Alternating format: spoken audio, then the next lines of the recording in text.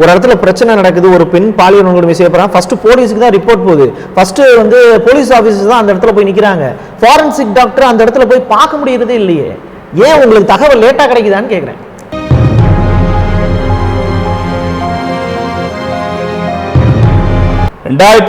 ஆரம்பிச்சு இப்ப எனக்கு தெரிஞ்சு 13 வருஷமா இந்த பிரச்சனை நடந்துட்டு இருக்குது. 13 வருஷமா ஒரு கேஸுக்கும் ஹைகோர்ட்டுக்கு போய் தான் ஆர்டர் வாங்கணும்னா அப்ப பழைய ஆர்டர் செல்லாதா? அது வரைக்கும் அந்த பாடி என்ன இருக்கும், அழுகி போயிடுது.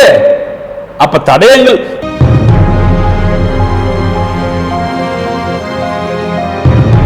அவங்க சொல்றது என்ன, ஹார்ட் அட்டாக் செத்துப்படாது சொல்லிதான் அவங்க சொல்றாங்க. ஆனா ஹார்ட் ஃபுல்லாவே அவங்க டெஸ்ட் காமிச்சிட்டாங்க, ஹார்ட்டே இல்ல அங்க. நான் இப்ப போய் 2வது போஸ்ட்மார்ட்டம் பண்ணி என்னத்தை பண்ண முடியும்? நீங்க போய் எதை டெஸ்ட் பண்ணி என்னத்தை தடை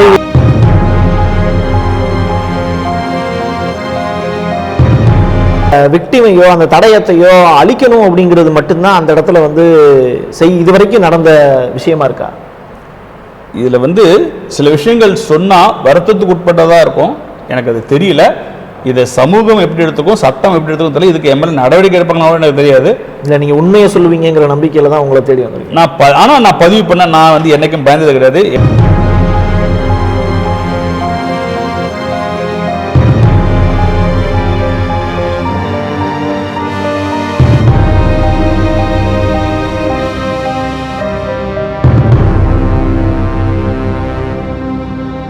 வணக்கம் சார். வணக்கம் சார்.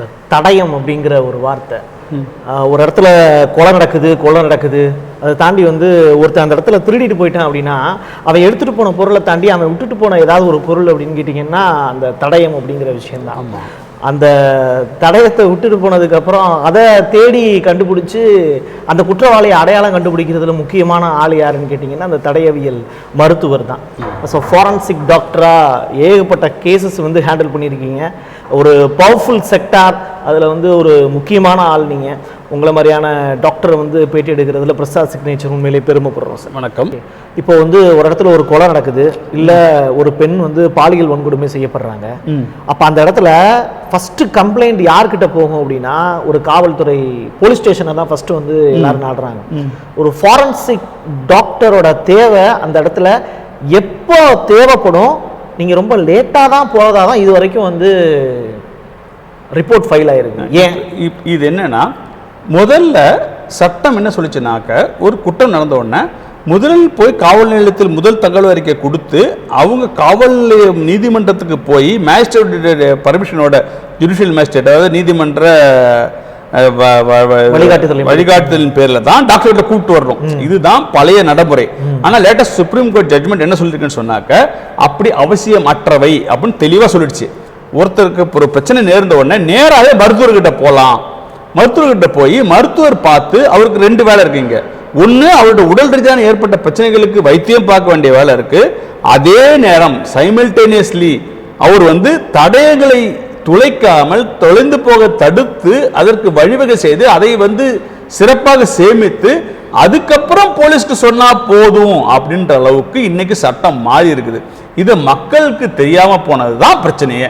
இங்க பிராக்டிக்கலா இருக்கிற பிரச்சனை என்னன்னா, ஒரு இடத்துல பிரச்சனை நடக்குது, ஒரு பெண் பாலியல் வன்கொடுமை செய்யப்படுறாங்க, ஃபர்ஸ்ட் போலீஸுக்கு தான் ரிப்போர்ட் போகுது. ஃபர்ஸ்ட் வந்து போலீஸ் ஆஃபீஸர்ஸ் தான் அந்த இடத்துல போய் நிக்கிறாங்க. ஃபாரன்சிக் டாக்டர் அந்த இடத்துல போய் பார்க்க முடியறதே இல்லையே. ஏன் உங்களுக்கு தகவல் லேட்டா கிடைக்குதான்னு கேட்குறேன். அதாவதுங்க, இதுல வந்து நீங்க நிறைய விஷயங்களை யோசிக்கணும். அதாவது இப்ப நல்ல உங்களால சரியா தடயத்தை அந்த இடத்துல வந்து சேகரிக்க முடியுமா? நீங்க போறதுக்கு முன்னாடி அழிக்கப்பட்டுரும். முன்னேற்றமான நாகரிகம் உள்ள நாடுகள், for example America, England, France, Germany, இந்த மாதிரி நாடுகள்ல வந்து ஒரு ஃபோரன்சிக் டாக்டர் தான் முதலில் இடத்துக்கு போகணுன்றது சட்டம். இங்க என்ன சட்டம்? இங்க அப்படி சட்டமே இல்லையே. இங்க ஃபோரன்சிக் டாக்டர் கிட்ட நீ கூப்பிட்டு வா, இல்ல அவனா வந்தா நீ பாரு, இப்படிதான் சட்டம். அப்ப எனக்கு அந்த தகவல் எப்படி கிடைக்கும்? நான் எப்படி அங்க உரிமையா போக முடியும்? நான் ஒரு தேர்ட் மேன் தான் போக முடியும், ஆத்தரைஸ்ட் பர்சன் உள்ள போக முடியாம போயிடுது இல்ல. அப்ப சட்டத்துல திருத்தம் கொண்டு வரணுமா, டாக்டர் திருத்தம் கொண்டு வரணுமா? சட்டத்தை தான் நீங்க கரெக்ட் பண்ணணும்.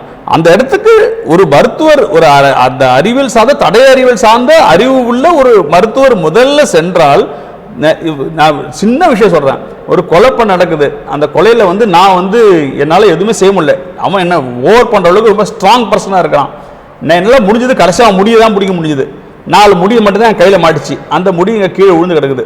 ஒரு போலீஸ் போய் அந்த காலில் ஷூவை மிதிக்கிறான், அந்த முடி எடுத்துட்டு போயிடறான் வெளியே. இப்ப முடிஞ்சு போச்சா கேஸ்? இருந்த ஒரே தடையாக முடிஞ்சு போச்சு. அப்ப முதல்ல யார் போகணும்? நான் போயிருந்தேன்னா நான் ஒண்ணா நோண்டுவேன், எங்க ஏதாவது கிடைக்குதான்னு தேடுவேன். அப்ப என் கையில இது கிடைச்சிருந்துச்சுன்னா அந்த முடியை வைத்து அவன் மனிதன் எவன்னு நான் கண்டுபிடிக்க முடியும். அப்ப அந்த வாய்ப்பே வழங்கப்படாமல் இருக்கிறது தவறா இல்ல ஏமல தவறா? ஸோ நிறைய விஷயங்கள் மாறணுங்க. இதெல்லாம் உங்களை மாதிரி இது மாதிரி மனிதர்கள் அதாவது இதை பற்றி விழிப்புணர்வு சட்டத்துக்கே குறைவாக இருக்கிறது தான் என்னுடைய வருத்தமான விஷயம். ஆக்சுவலி இதுல மக்கள் மேல எந்த பிரச்சனையுமே இல்லை. மக்களுக்கு பாத்தீங்கன்னா இதை பத்தின எந்த விதமான ஒரு ஐடியாலஜியுமே கிடையாது. ஏன்னா அந்த இடத்துல பாதிக்கப்படுறதே அந்த பீப்புள் தான். ஆனா இதை சரி பண்ண வேண்டியது எங்க அப்படின்னா சட்டத்தின் கையிலையும் அரசாங்கத்தினுடைய கையிலையும் தான் இருக்கு.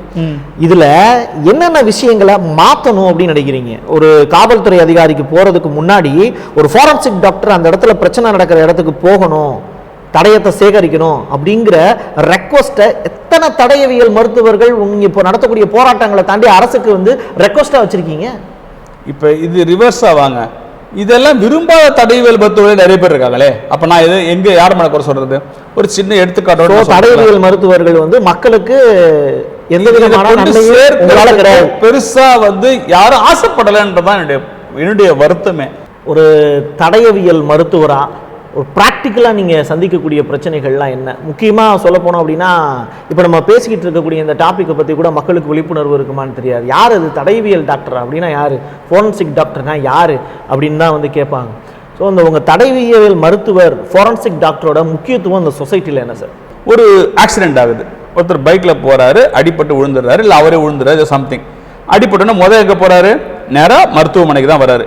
மருத்துவமனைக்கு அந்த காயங்களை அவன் கூட இருக்கவங்க அடிப்பட்டதை பார்த்துருப்பாங்க, சாட்சிகள் இருக்கும், எல்லாருமே சொல்லுவாங்க இப்படி பைக் வந்துச்சு, இப்படி வழிஞ்சு விழுந்துச்சு எல்லாம் சொல்லுவாங்க. ஆனா அந்த காயங்களுடைய தன்மையை வச்சு அவன் எந்த மாதிரி விழுந்திருக்க முடியும்னு நான் சொல்ல முடியும். அப்ப அவங்க எல்லாரோட ஸ்டேட்மெண்ட்டும் ஒருத்தர் சாதகமாகவும் இருக்கலாம், ஒருத்தர் வேணும்னு சொல்லுவான், ஒருத்தர் வேணான்னு சொல்லுவான், ஒருத்தர் கோத்துறது சொல்லுவான். ஆனா எனக்கு அதுல வேலை கிடையாது இல்லையா? என்னுடைய வேலை என்ன?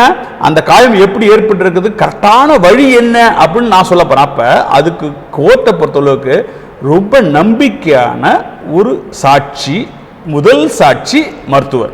அதனாலதான் அவ்வளவு முக்கியத்துவம் கொடுக்குது கோர்ட். அது காரணம் இல்லாமல் கொடுக்கல. ஏன்னா நான் அதுல எனக்கு பொய் சொல்றதுக்கோ உண்மை சொல்றதுக்கோ எனக்கு அவசியம் இல்லாத விஷயமா போயிடுது. இது நான் சொல்ல என்ன சொல்லல, நான் சொல்றது அனைத்து மருத்துவர்களையும் சொல்றேன். ஆனா அப்படித்தான் சொசைட்டியில் நடக்குதா? எல்லா மருத்துவர்களுமே அப்படித்தான் ரிப்போர்ட் ஃபைல் பண்றாங்களா? அது அவங்கவுங்களுடைய 2 விஷயத்தை பொறுத்தது. அவங்கவுங்களுக்கு கிடைக்கிற எக்ஸ்டர்னல் ப்ரெஷர் ஒன்று. ஏன்னா நம்ம சமூகம் பொறுத்தளவுக்கு இன்னைக்கு பணம், அரசியல், சமூகம், ஈடுபாடு, மதம், இப்படி பல விஷயங்கள்ல அவர் ஃபோர்ஸ் பண்ணப்படலாம். அப்போ அந்த விக்டிமையோ அந்த தடயத்தையோ அழிக்கணும் அப்படிங்கிறது மட்டும்தான் அந்த இடத்துல இது வரைக்கும் நடந்த விஷயமா இருக்கா? இதுல சில விஷயங்கள் சொன்னா வருத்தத்துக்கு உட்பட்டதா இருக்கும், எனக்கு அது தெரியல. இதை சமூகம் எப்படி எடுத்துக்கும், சட்டம் எப்படி எடுத்துக்கும் தெரியல. இதுக்கு எம்எல்ஏ நடவடிக்கை எடுப்பாங்கன்னு எனக்கு தெரியாது. இல்லை நீங்கள் உண்மையை சொல்லுவீங்கிற நம்பிக்கையில் தான் உங்களை தேடி வந்திருக்கேன். ஆனால் நான் பதிவு பண்ண நான் என்றைக்கும் பயந்தது கிடையாது. எனக்கு என்றைக்குமே நான் பயந்தது, நீங்களே எனக்கு 15 வருஷம் மேலே பழக்கம், எனக்கு நான் இதை மறைக்கிறதுக்கு பயந்தது கிடையாது. முதல்ல சட்டம் வளைக்கக்கூடியதாக இருக்கிறது. இன்றைக்கு பணம் உள்ளவங்ககிட்டையும் பலம் உள்ளவங்ககிட்டையும் அரசியல் பலம் உள்ளவங்ககிட்டையும் அவங்க நினைக்கிற மாதிரி சட்டத்தை வளைக்க முடியாத தன்மை இருக்கா இல்லையா? நீங்களே பதில் சொல்லுங்க. வாய்ப்புகள் இருக்கு, இன்னைக்கு நடைமுறையில் இருக்கா இல்லையா? இந்தியாவில் இருக்குது. அப்படி இருக்கும் சட்டத்தில் இப்ப ஒரு பெரிய அதிகாரி இல்லை ஒரு பெரிய பணக்காரர் அவர் வீட்டில் அவருடைய பொண்ணு ஒருத்தரை கட்டி கொடுக்குறாரு. அவங்க டவுரி ஹராஸ்மெண்ட் பண்ணி அந்த பொண்ணு தூக்கு போட்டுச்சு, இல்லை இவங்க கொலை பண்ணிட்டாங்க, ஏதோ நடந்துச்சு. இப்ப இவர் கொலை பண்ணிட்டாங்க சர்டிஃபிகேட் வாங்கினாலும் வாங்க முடியுமா முடியாதா? சார் அது கொடுக்கறதே நீங்க தானே சார். அதுதானே பிரச்சனை. எனக்கு ப்ரெஷர் வருது. அந்த ப்ரெஷரை ஹேண்டில் பண்றதுக்கு தானே சார் உங்களுக்கு படிப்பு அறிவு எல்லாம் கொடுத்துருக்காங்க. அந்த ப்ரெஷரை ஹேண்டில் பண்ற அளவுக்குன்னா நாளைக்கு இந்த ஹேண்டில் பண்ணிட்டு ஏன் வீட்டு பண்ற இப்படி யாரும் பார்த்துவா? அப்படி பயந்தா எந்த தொழிலுமே செய்ய முடியாது. அப்ப நீங்க என்ன பண்ணணும்? அப்ப சட்டம் எப்படி இருக்கணும்? பிச்சைக்காரனுக்கும் ஒன்னா இருக்கணும், பிரசிடென்ட்டுக்கும் ஒன்னா இருக்கணும். அதான் சட்டம். அப்படிதானே சார் இருக்கிறதா சொல்றோம். அப்படிதான் இருக்கிறதா எல்லாம் சொல்லிக்கிட்டு இருக்கிறோம். ஆனா இருக்கா? நடைமுறையில் இருக்கா? அப்படிதானே சிஸ்டம் வச்சிருக்கிறீங்க. இப்ப இதே ஒரு பிச்சைக்காரன்னா அவன் நினைச்சாலும் மாற்ற முடியாது. என்ன நடக்குதோ அதான் கொடுக்க போறீங்க. இல்ல அந்த பக்கம் பிரஷர் இருந்தா அவனுக்கு ஃபேவரா போயிட போகுது. அப்ப தர்மம் எப்படி நிலைநாட்டப்படுறது? எல்லாத்துக்கும் ஒரே வழிதான் சார். உங்களோட இப்போ நீங்க பேசுறதை வச்சு என்னால் புரிஞ்சுக்க முடியுது என்ன அப்படின்னா, ஒரு ஃபாரன்சிக் டாக்டரால ஒரு பெரிய இயலாமையில நாங்க இருக்கோம் அப்படிங்கிற மாதிரி இருக்கு. இப்போ என்னன்னா, இப்போ இந்த மைக் வந்து பாத்தீங்கன்னா வெளியில் நீட்டிக்கிட்டு இருக்கு, இது என் ஃபீல்டு, நான் இதை சரி பண்ணிடுறேன். ஆமா, இது சரியா இருக்கிறதுக்கான வேலையை நான் செய்ய முடியுது. உங்க ஃபீல்டுல இருக்கக்கூடிய ப்ராக்டிக்கலா இருக்கக்கூடிய டிஃபிகல்ட்டிஸை அஸ் அ டாக்டரா, ஃபாரன்சிக் டாக்டரா ஏன் உங்களால சரி பண்ண முடியல? ஏங்க இது தனி நீங்க எடுத்திருக்கக்கூடிய கேஸையே உங்களால சரி பண்ண முடியல சார். கரெக்டான வந்து நீதி கிடைக்கிறதுக்கான வழிமுறைகளை உங்களால செஞ்சு கொடுக்க முடியலன்னு நீங்களே ஒத்துக்கிறீங்களே. இது இந்த சொசைட்டிக்கான பெரிய ஒரு டிராபேக் இல்லையா? இப்ப நானும் வந்து கவர்மெண்ட் சர்வீஸ் இருந்திருக்கிறேன், 4 வருடங்கள் பண்ணிட்டு இருந்திருக்கிறேன். நான் பண்ண 2000 கேஸ்ல வந்து ஏன் மனசாட்சிக்கு உட்பட்டு நான் ரொம்ப நேர்மையா தான் வேலை செஞ்சேன். இந்த 2000 கேஸ் தான் அந்த 4 வருஷம் நடந்துச்சா? எவ்வளவோ கேஸ். இது வந்து just 1% of the total population. அப்ப 1%க்கு மட்டும் நான் நியாய தர்மத்தை வாங்கி கொடுத்துட்டா மீது 99%க்கு யார் வாங்கி கொடுக்கணும்? அப்போ ஒருத்தர் கையிலையும் தான் இருக்குது. அப்போ இன்னைக்கு இருக்கக்கூடிய கிரைம் ரிப்போர்ட்ல வந்திருக்கக்கூடிய 175% மேல இருக்கக்கூடிய ஒரு போஸ்ட்மார்ட்டம் ரிப்போர்ட்டோ இல்ல அந்த கிரைம் சார்ந்த பின்னாடி இருக்கக்கூடிய அந்த கொலையாளியோ திருடனோ வந்து பாத்தீங்கன்னா தப்பிச்சுக்கிட்டு தான் இருக்கான்னு தான் நீங்க சொல்றீங்களா? இப்போ ஒன்றும் வேண்டாம். போன வாரம் நான் ஒரு ஹைகோர்ட்டில் போய் ஒரு கேஸுக்கு சாட்சி கொடுத்துட்டு வந்தேன். காலேஜில் வந்து ஒரு பையன் வந்து தூக்கு போட்டு செத்துட்டான்றது தான் அலிகேஷன். அவங்க அப்பா அம்மா என்ன சொல்கிறாங்க, அவனை கொலை பண்ணிட்டாங்கன்னு சொல்கிறாங்க. இது பிரச்சனை. அவங்க முதல்ல அப்ளிகேஷன் போடுறாங்க, என்னுடைய மருத்துவர் வச்சு வைத்தியம் போஸ்ட்மார்ட்டம் பண்ணணும்னு சொல்லி கோர்ட் அதை நிராகரிக்கிறது. நிராகரிச்சுட்டு கவர்மெண்ட் அரசு சார்ந்த மருத்துவர்களை வேறொரு மருத்துவக்குழுல இருந்து வேறொரு டாக்டரையும் போட்டு 3 பேர் சேர்ந்து செய்யணும்னு சொல்லி சட்டம் போடுது. 3 பேர் போய் செய்யறாங்க. செஞ்ச பிறகு அந்த வீடியோவை வந்து காப்பி கொடுக்காம அதை போய் பார்க்கும் அனுமதியை வழங்குகிறது. யாரு? நானும் அந்த வழக்கறிஞரும் உங்க டாக்டரும் நீங்க 2 பேரும் போய் பார்க்கலாம்னு அனுமதி வழங்குது. நாங்க போய் பார்க்கிறோம். பார்த்தா அந்த வீடியோல டாக்டர் 3 பேருமே இல்லைங்க. ஓகே. இப்போ டிசெக்ட் பண்றவங்க லோ கிரேட் சர்வெண்ட்டுங்க. என்ன ஒப்பீடு கொடுக்க சொல்றீங்க? அத்தனை பேர் எனக்கு தெரிஞ்சவங்க தான், நான் இல்லைன்னு சொல்லல. எனக்கும் அவங்க சீனியர் தான். சில பேர் அதில் பல பேர் ஜூனியர், சில பேர், ஆனால் ஒருத்தர் பேர் எனக்கு சீனியர் இருக்காங்க. தமிழ்நாட்டில் எனக்கு சீனியர் 4 பேர் இருக்காங்க, நான் இல்லைன்னு சொல்லல. ஆனால் அதில் அவங்க தான் டீம் ஹெட். யாருமே அங்கே இல்லையே. இது வீடியோ வேற இருக்குது. கோர்ட்டுக்கு சொல்லி வேறொரு மருத்துவரை வெளியிருந்து அனுப்பி 3 பேர் கொண்ட மருத்துவ கொண்டு செய்யணும்னு சொல்ற போஸ்ட்மார்ட்டமே இந்த தரத்தில் இருக்கும் பொழுது சாதாரண போஸ்ட்மார்ட்டம் என்ன தரத்தில் இருக்கும் என்று நீங்க எதிர்பார்க்கிறீர்கள்? இதுதான் என்னுடைய கேள்வி. ஓகே, நான் எக்ஸாக்டா வந்து சில ஸ்ட்ரெயிட்டாவே சில கேஸுக்குள்ள நம்ம போயிடுவோம். ஒரு 2-3 வருஷத்துக்கு முன்னாடி வந்து ஒரு சின்னத்திரை நடிகை கொலை செய்யப்படுறாங்க. அது கொலை தான் அப்படிங்கிறத வந்து பார்க்கக்கூடிய எல்லா மக்களுக்கும் தெரிஞ்சிருது. ஏன் அப்படின்னா அது டிவியில் இருக்கக்கூடிய மீடியா வேளச்சேரி பக்கத்தில் இருக்கக்கூடிய ஒரு லேடி அவங்களுடைய தலை, உடம்பு, கைகால் எல்லாத்தையுமே வந்து துண்டு துண்டா வெட்டி போட்டுறான். அதை வெவ்வேறு இடங்கள்ல போய் போட்டுறான். குப்பை தொட்டியிலிருந்து எடுக்கிறாங்க. அது மீடியா எல்லாம் கவர் பண்றாங்க. இதை பற்றின தொடர்ந்து 1 மாசத்துக்கு மேல செய்தி வந்துகிட்டே இருக்கு. ஃபாரன்சிக் ரிப்போர்ட்லையும் சரி, அந்த காவல்துறை அதிகாரிகளும் சரி, அதுக்கு சரியான எவிடன்ஸை கண்டுபிடிக்க முடியாம அந்த கொலையாளி யாருங்கிறதே இன்ன வரைக்கும் தெரியல. அந்த கேஸ் அப்படியே கிடக்கு.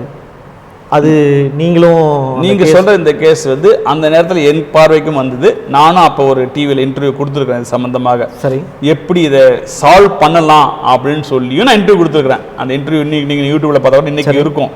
அதாவது ஒரு உடல் பல்வேறு பாதங்களால் சிகரப்பட்டதாலும் அதனால ஒருத்தர் தலை இல்லை என்பதாலையும் ஒருத்தர் கண்டுபிடிக்க இயலாமல்லாம் போகாது.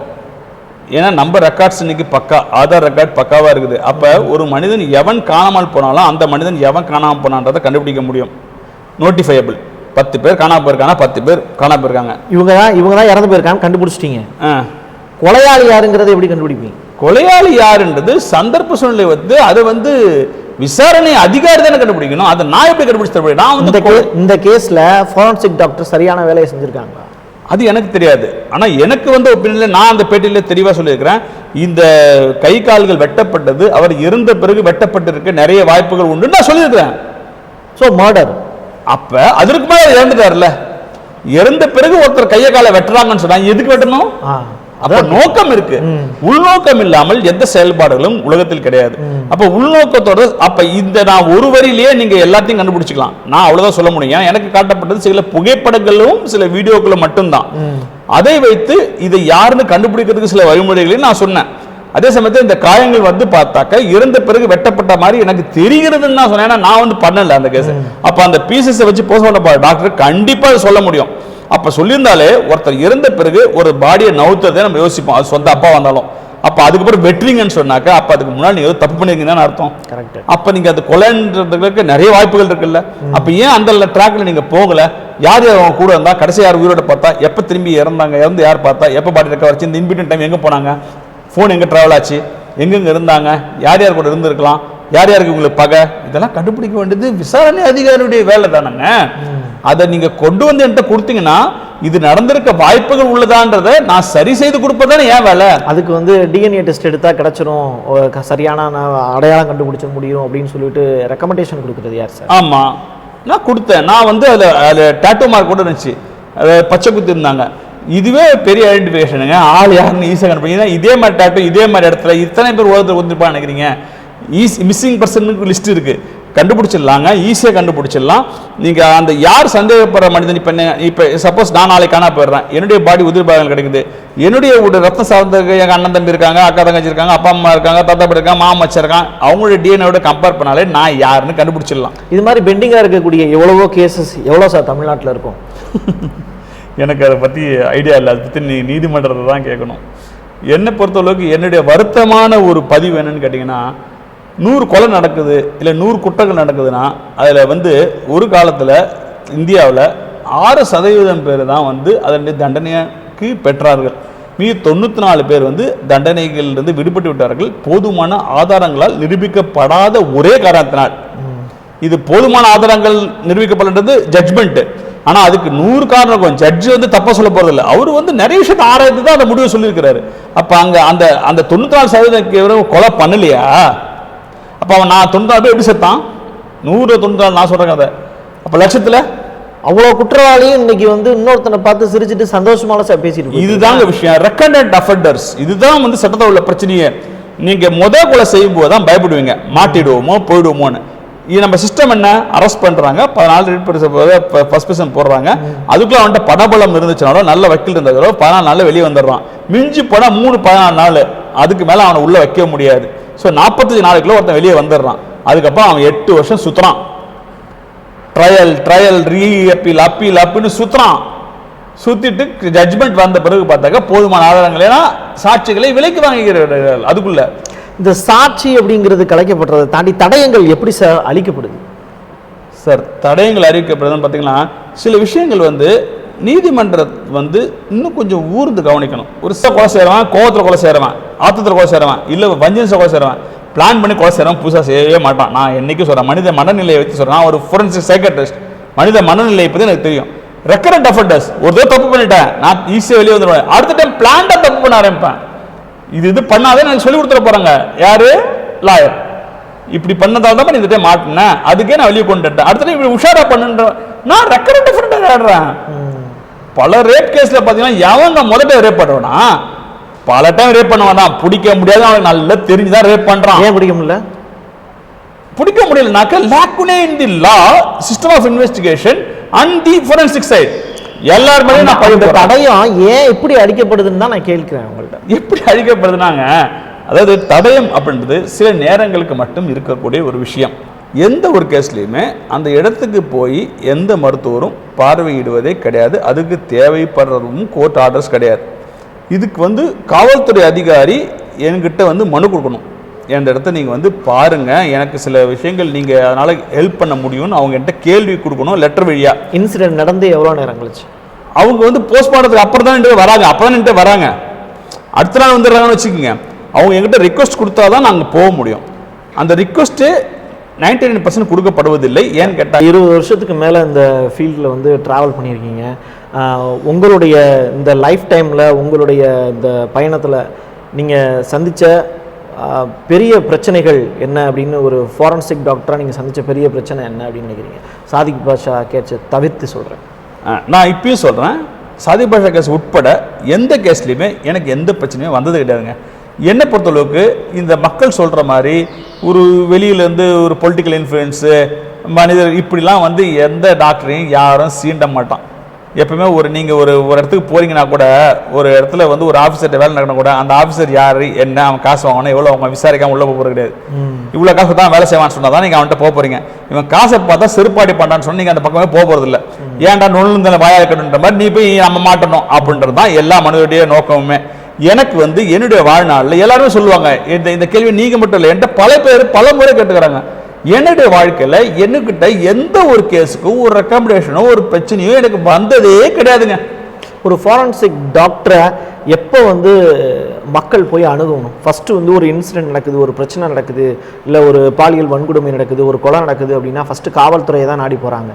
ஃபாரன்சிக் டாக்டரை அவங்க தேடி போக வேண்டிய சூழ்நிலை அவங்களுக்கு இருக்கா? அதுக்கான தேவை இருக்கான்னு கேட்குறேன். நான் என்ன சொல்ல வரேன்னா, ஒரு பிரச்சனை வந்தோடனே ஃபாரன்சிக் டாக்டர்னு இல்லை, எல்லா டாக்டருமே ஃபாரன்சிக் எக்ஸ்பர்ட்ஸ் தான். எல்லாருக்குமே நான் சொல்லித்தரேன். எல்லா எம்பிபிஎஸ் டாக்டருமே 2 வருஷம் என்கிட்ட படிச்சுட்டு தான் அவன் டாக்டர் ஆகிறான். அவனுக்கு நான் உள்ள நாலேஜ் நான் கொடுத்துருக்கிறேன். எல்லா ஃபாரன்சிக் டாக்டரும் அதை செஞ்சுருக்கிறாங்க. ஸோ எல்லா டாக்டருமே ஈக்குவலி காம்பிடென்ட் தான். இதில் வந்து எந்த மறுப்பும் கிடையாது. அவனுடைய வைத்திய ரீதியாக அவன் வேறு எதுவும் ஸ்பெஷலிஸ்டாக இருந்தாலும் சட்ட ரீதியாக என்ன செய்யணுன்றதை நான் சொல்லிக் கொடுத்துருக்கிறேன். எல்லா டாக்டரும் ஒன்று தான் என்னை பொறுத்தளவுக்கு. ஸோ ஒரு மருத்துவமனை அணுகுவது தான் சரியான முறை. பிரச்சனை ஆன உடனே உடம்பு ரீதியாக ஒரு பிரச்சனை வந்துருச்சு, அது காயமாக இருக்கட்டும், இல்லை ரேப்பாக இருக்கட்டும், இல்லை புரண்டலாக இருக்கட்டும், இல்லை கடியாக இருக்கட்டும், இல்லை அடியாக இருக்கட்டும், வழிகுந்தா எதுவும் முதல்ல டாக்டர் நாடுங்க. டாக்டர் நாடிட்டு அங்கிருந்து நீங்க போலீஸ் கம்ப்ளைண்ட் கொடுங்க. ஆனா மக்கள் ஃபர்ஸ்ட் எடுத்தோன்னா போலீஸ் ஸ்டேஷன் தான் எனக்கு தெரியும். இது வந்து பழைய சிஸ்டம். இன்னைக்கு சினிமாவில் நீங்க போய் பார்த்தீங்கன்னா கூட உள்ள வந்தவனாக்க போலீஸ் கம்ப்ளைண்ட் கொடுத்துட்டீங்களா, எஃப்ஐஆர் போட்டாங்களா, அப்போ வாங்க வைத்தியம் பண்றேன் அப்படின்னு டாக்டர் பார்க்குற சீனை தான் நம்ம இன்னைக்கும் பார்க்குறோம். இதுக்கு தான் நான் கேட்டேன், ஃபர்ஸ்ட் எனக்கு அவைலபிலிட்டியா இருக்கிறதே போலீஸ் ஸ்டேஷன் தானே. ஏன் உங்களை நாங்க எங்க இல்ல நான் உங்களுக்கு ஒரு ரிவர்ஸ் கேள்வி கேட்கறேன். ஹாஸ்பிட்டல் அதிகமா தமிழ்நாட்டில், போலீஸ் அதிகமா? போலீஸ் ஸ்டேஷன் அதிகமா? ஹாஸ்பிட்டல் தான். போலீஸ் ஸ்டேஷன் மாதிரி 10 மடங்கு அதிகமா ஹாஸ்பிட்டல் இருக்குல்ல, அப்ப ஏன் நீங்க போலீஸ் ஸ்டேஷன் போறீங்க? இல்ல டாக்டர் எதுக்கு போய் நான் பார்க்கணும் அப்படிங்கிறது. அடிபட்டுருச்சு இல்லைங்க, என்ன ஒருத்தவங்க ரேப் பண்ணிட்டாங்க, இல்ல ஒருத்தவங்க அடிச்சுட்டாங்க, நான் தடிக்கு விழுந்துட்டேன். இப்ப நான் எங்க போகணும் சார்? போலீஸ் ஜீப் தான் சார் என் வீட்டு வாசல்ல ஃபர்ஸ்ட் வந்து நிக்குது. போலீஸ் ஜீப் நீங்க போய் கம்ப்ளைண்ட் கொடுக்காம எப்படி? எங்க ஒண்ணு தெரிஞ்சுக்க, இந்தியாவோட சிஸ்டமே நீங்க தலைக்கிற சார். கொலை நடந்துருச்சுன்னா நான் ஃபர்ஸ்ட் போய் சொல்றதை விட என் பக்கத்து வீட்டுக்காரன் தானே சார் ஃபர்ஸ்ட் போலீஸ் ஸ்டேஷன்ல போய். அங்கதான் நானும் சொல்ல வரேன், இந்தியாவில் reported things are only crime. இது சட்டத்துக்கு. இப்போ ஒரு டெட் பாடி கிடக்குது, அழுகி போய் பல நாளா கிடக்குது, யாருமே போய் போலீஸ்க்கு சொல்லலாம், அது அன்ரிப்போர்ட்டட் கிரைம்ல போயிடுது. அது கிரைமே கிடையாது இந்தியாவில். யாரோ ஒருத்தங்க நாத்து அடிக்குதுன்னு போய் கம்ப்ளைண்ட் கொடுத்த பிறகுதான் போலீஸ் வந்து அங்க ஒரு நாத்து அடிக்கிறதுக்கு காரணம் என்னன்னு தேடும்போது ஒரு அழுகி போன பாடி கிடக்குதுன்னு அப்ப அந்த நாத்து அடிக்குதுன்னு ஃபர்ஸ்ட் போய் டாக்டர்கிட்ட போய் சொல்லுவாங்களா, போலீஸ் ஸ்டேஷன்ல போய் சொல்லுவாங்களா? இப்ப அவங்க போலீஸ் ஸ்டேஷன் தான் போவாங்க, நான் இல்லைன்னு சொல்லல. ஆனா நான் சொல்ற கேஸ், நீங்க சொல்ற கேஸ் உயிரோடு இருக்க மனிதர்களை பத்தி பேசுறீங்க. செத்து போன மனிதர்கள் அவன் போய் கம்ப்ளைண்ட் கொடுக்க முடியாது. அவனை யாரோ ஒருத்தன் தான் போய் செஞ்சு அவனுக்கு அந்த வேலையை செத்த பிறகு நானா போய் படுத்துக்க முடியாது, எவனா தூக்கி பண்ண படுக்க வைக்கணும். ஓகேங்களா? நான் பேசுறது உயிரோடு இருக்க மனிதர்கள். அப்ப அவங்க போலீஸ் ஸ்டேஷன் தான் சார் தேட போவாங்க. அப்ப உயிரோடு இருக்க மனிதன் அடிபட்டுருச்சு, பிரச்சனை வந்துச்சுன்னா ஏன் நீ போலீஸ் ஸ்டேஷன் போற? என்னுடைய கேள்வி அதானே. நீ நேரம் டாக்டர் போகணும். அதுக்கு தானே இத்தனை கவர்மெண்ட் ஹாஸ்பிட்டல், இத்தனை பிரைவேட் ஹாஸ்பிட்டல் இவ்வளவு திறந்து வச்சிருக்காங்க. எல்லா பிரைவேட் ஹாஸ்பிட்டலையும் எந்த டாக்டர்னாலும் எல்லாரையும் பார்க்கலாம்னு சட்டம் சொல்லுதே. சாதாரண விஷயம். ஆனா இதை வந்து 2 பேர் உட்காந்து டிஸ்கஸ் பண்ண வேண்டிய தேவை ஏன் தமிழ்நாட்டிலையும் இந்தியாவிலையும் இருக்கு? இதுதாங்க நிறைய விஷயங்கள் மக்கள் தவறா புரிஞ்ச. ஒரு சின்ன விஷயம் எடுத்துக்க சொல்ல போனாக்க, நம்ம உறுப்புகள் தானம் செய்தல். கொஞ்சம் வருஷத்துக்கு முந்தி இந்தியாவில் 90% உறுப்புகள் தானம் தமிழ்நாட்டில் மட்டும் நடந்துச்சு. ஹோல் ஆஃப் த கண்ட்ரியில் 90% இந்தியாவில் மட்டும் தமிழ்நாட்டில் மட்டும். அவ்வளோ அளவுக்கு தமிழ்நாட்டில் விழிப்புணர்வு கொண்டு வந்தோம். நாங்கள் மருத்துவர்களும் மிச்ச பேரும் சேர்ந்து கொண்டு வந்தோம். ரத்த தானத்துக்கு அதே மாதிரி தான் விழிப்புணர்வு மூலியமா தான் வந்தாங்க. உறுப்புகள் தானத்துக்கு விழிப்புணர்வு அப்படிதான் வந்தாங்க. ஆனா இன்னைக்கு நிலைமை தலைக்கிழமை ஆயிடுச்சுங்க. உறுப்புகள் தானம் கேட்டா அந்த ஹாஸ்பிட்டல் கிட்ட எவ்வளவு கொடுப்பீங்கன்னு கேட்கறான். ஏன் இது நடக்குது? Cinema media wrong. அந்த மீடியா ராங்கா வரும்போது அந்த மீடியாவை நிறுத்தணும். அந்த மாதிரி படங்களை தடை செய்யணும். ஆறுகளை போய் ஒருத்தனை திருடத்துக்காக ஒருத்தி விரட்டி கொலை பண்றது, ஒரு பெரிய ஹீரோ நடிக்கிறாரு, அந்த படம் மெகா ஹிட் ஆகுது. அப்ப அதை பார்க்கிறவன் என்ன நினைப்பான்? ஓ, ஒரு ஆர்வனை திருடினா இவ்வளவு சம்பாதிக்கலாமா? இதுதான் நான் மனசுக்கு தோணும். ஒரு பாமரன் எனக்கே தான் தோணும், டாக்டர் எல்லாம் இருந்தா எனக்கு இந்த சட்டம் தெரியாம இருந்து நான் ஒரு சாதாரண டாக்டரா இருந்தா நானே அதான் நினைப்பேன். ஓ, இந்த மாதிரி பண்ணுவாங்களோ அப்படின்னு. அப்ப இதெல்லாம் ஏன் நீங்க படுறீங்க? ஏன் ஒரு மீடியா விஷயத்தை சட்டத்துக்கு உட்பட்டு தான் வரணும்ன்றது நீங்க ஏன் கொண்டு வர மாட்டீங்க? இப்ப இன்னைக்கு மனநிலை மாறிடுச்சுங்க. எல்லா இடத்துலையுமே எந்த அளவுக்கு தமிழ்நாட்டை விழிப்புணர்வு வந்து எவ்வளவு முன் வந்த மக்கள் தானம் செய்தார்களோ அது சுத்தமாக குறைஞ்சி போச்சு. என்னன்னு கேட்டாக்க, கொடுக்கணும்னு சொல்லி பேசுறாங்க. எவ்வளவு சம்பாதிக்க போறீங்க?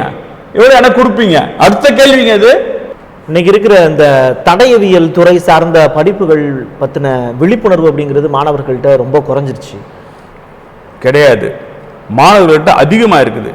நான் என்னுடைய இதில் சொல்ல போனாக்க, நான் 2003 எம்டி சேரும்பொழுது தமிழ்நாட்டில் 2 சீட்டு தான். இன்னைக்கு 34 சீட்டு, 34 சீட்டு ஃபுல்லாகுது. ஆனால் அந்த 2 சீட்டு ஃபுல்லாகாது. அப்போ யாரும் சேர மாட்டாங்க. உள்ளே சேர்ந்த உடனே ஏற்கனவே ப்ரொஃபஸர் பொனார்க்க வந்துட்டியா, என்ன வெட்டியா நான் நீன்னு கேட்பாங்க, கிண்டல் பண்ணுவாங்க, அவனை வேணே வெட்டி விடுவாங்க.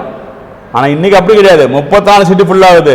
எல்லா காலேஜ்லேயும் வந்து தடை அறிவியல் மருத்துவங்க வேலை செய்கிறாங்க. டாக்டரா மக்களுக்கு இந்த நேரத்தில் ஒரு விழிப்புணர்வு சொல்லணும் அப்படின்னா நீங்கள் என்ன சொல்லணும்? நான் திரும்ப திரும்ப தெளிவாக மக்கள் சொல்ல ஒன்றே ஒன்று தான்.